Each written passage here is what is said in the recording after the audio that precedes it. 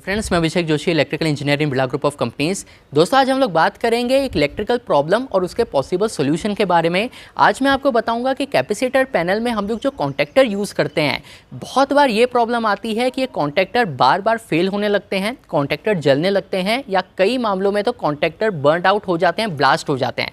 तो ऐसा क्यों होता है कि एक कॉन्टैक्टर अगर हम मोटर पैनल में लगाएं तो वो कॉन्टैक्टर बहुत सही तरीके से काम करता है, पर उसी कॉन्टैक्टर को अगर मैं कैपेसिटर पैनल में लगाऊं तो वो कॉन्टैक्टर ब्लास्ट होने लगता है, जलने लगता है। इसके पीछे का रीज़न क्या है और इसका सॉल्यूशन क्या होता है, ये सब आज हम लोग बात करेंगे इस वीडियो में। तो दोस्तों, बिना टाइम वेस्ट किए शुरू करते हैं। तो दोस्तों, डायरेक्टली मैं आपको टू द पॉइंट बताता हूं कि इसके पीछे का पॉसिबल रीज़न क्या है। देखिए, हमारे सामने सिनेरियो ये है कि एक मोटर पैनल है जिसमें मैंने कॉन्टैक्टर लगाया और वो कॉन्टैक्टर बहुत अच्छे तरीके से काम कर रहा है। उसी टाइप का कॉन्टैक्टर मैं कैपेसिटर पैनल में लगाता हूं, लेकिन अब मुझे उस कॉन्टैक्टर की लाइफ नहीं मिल पा रही, वो कॉन्टैक्टर बार बार जल रहा है।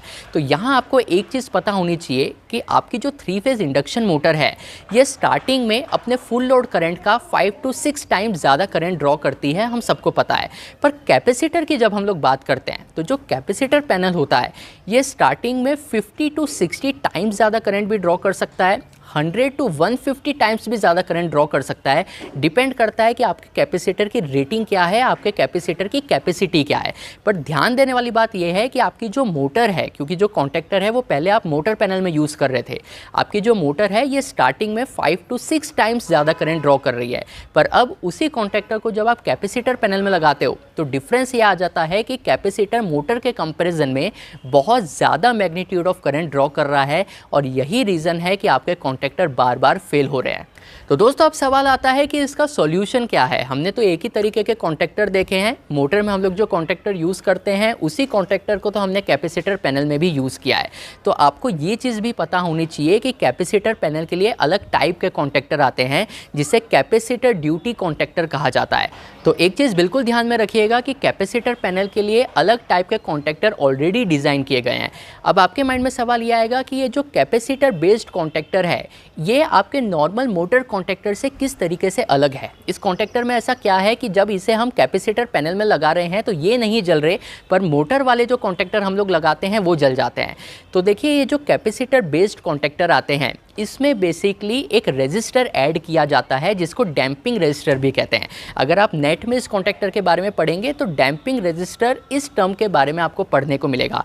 इस डैम्पिंग रेजिस्टर का काम ही ये है कि आपका कैपेसिटर जो इतना high magnitude of current draw कर रहा है, ये रेजिस्टर उस करंट के मैग्नीट्यूड को डाउन करता है, और इतना डाउन करता है कि अब आपका जो स्टार्टिंग करंट है ये 5, 6 या 7 टाइम्स ही रह जाता है। तो आप ये सोचिए कि पहले आपके कैपेसिटर पैनल कितना high magnitude of current draw कर रहा था, पर अब उसका जो मैग्नीट्यूड ऑफ करंट है ये डाउन होकर 6 टाइम्स 7 टाइम्स ही रह गया है। और अब आपका जो कॉन्टैक्टर है ये 5 times current, 6 times current, 7 times current को स्टार्टिंग पीरियड में ईजिली सस्टेन कर सकता है। और यही रीज़न है कि अब आपका जो कॉन्टैक्टर है वो फेल नहीं होगा, क्योंकि आपने कैपेसिटर पैनल में जो कॉन्टैक्टर लगाया है, जो कैपेसिटर ड्यूटी कॉन्टैक्टर आपने यूज़ किया है, इसमें हमने एक डैम्पर रेजिस्टर को ऐड किया है, और ये रेजिस्टर आपके करंट के मैग्नीट्यूड को डाउन कर रहा है।